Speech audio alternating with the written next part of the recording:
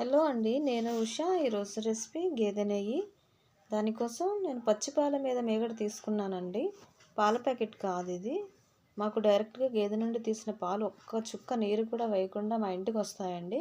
నేను రోజు half litre తీసుకుంటాను. తీసుకున్న వెంటనే డైరెక్ట్గా ఫ్రిడ్జ్లో పెట్టేస్తాను మరగబెట్టకుండా. పైన మూత కూడా పెట్టకూడదండి. థిక్ లేయర్ ఫామ్ అవ్వాలంటే ఆ థిక్ లేయర్ ఏదైతే ఫామ్ అవుతుందో దాన్ని రోజు నేను కలెక్ట్ చేసి ఒక బౌల్లో పెట్టుకుంటాను. ఇప్పుడు నేను చేసేంత క్వాంటిటీ వరకు మీరు స్టోర్ చేసుకుంటే ఎక్కువ నెయ్యి చేసుకోవచ్చు.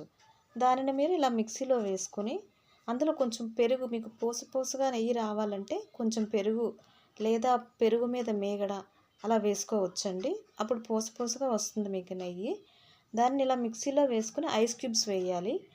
చలికాలం కాబట్టి నార్మల్ వాటర్ వేసుకున్నా పర్వాలేదు. ఎండాకాలం అయితే మాత్రం ఐస్ క్యూబ్స్ కానీ ఐస్ వాటర్ కానీ వేసి మిక్సీ వేస్తే మీకు త్వరగా వచ్చేస్తుంది వెన్న.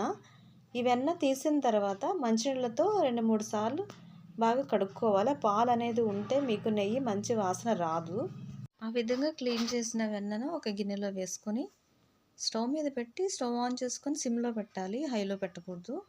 కంటిన్యూస్గా కలుపుతూనే ఉండాలి, లేదంటే అడుగు పట్టడం కానీ మాడిపోవడం ఏదో ఒకటి జరుగుతుంది. ఎంతవరకు మరిగించాలంటే ఆ నురుగంతా తగ్గిపోవాలి. అందులో ఉన్న నీరు క్వాంటిటీ తగ్గిపోయి చిటపటలాడుతూ ఉంటుంది. అంటే అప్పుడు ఇంకా నీరు ఉన్నట్టు అర్థం.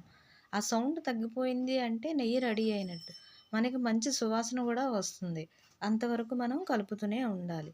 ఇంకా తగ్గిపోయింది నురుగు అనే టైంకి మనం కొద్దిగా కరివేపాకు కానీ, ఒక 10 గింజల వరకు మెంతులు కానీ, తమలపాకులు కానీ వేస్తే నెయ్యి మంచి వాసన వస్తుంది.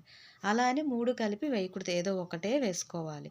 స్టవ్ ఆపిన తర్వాతే కరివేపాకు కానీ, తమలపాకు కానీ, మెంతులు కానీ వేసుకోవాలి. ఎందుకంటే ఆల్రెడీ అందులో వేడి ఉంటుంది కదా, ఆ వేడికి ఆకులన్నీ వేగిపోతాయి అన్నమాట.